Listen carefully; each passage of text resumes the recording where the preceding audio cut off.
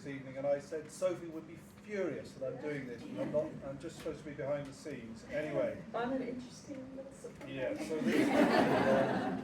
so Sophie is a Sunday Times best-selling author, and her debut novel, written at Castle Gardens, German 9 to 6 every day.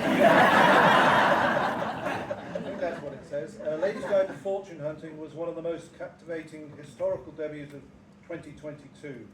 Originally preempted in a huge 2-book deal with 15 other publishers interested.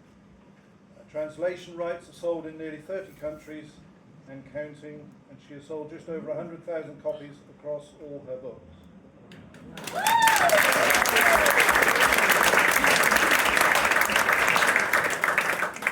Sophie is an expert in her field, but not in her garden.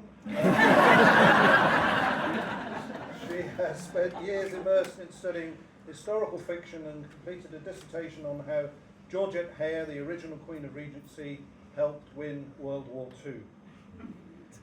She has been endorsed by a myriad of authors and publications, including the Sunday Times, Sophie Kinsella, Beth O'Leary, and Taylor Jenkins-Reid, who has named her a must-buy author.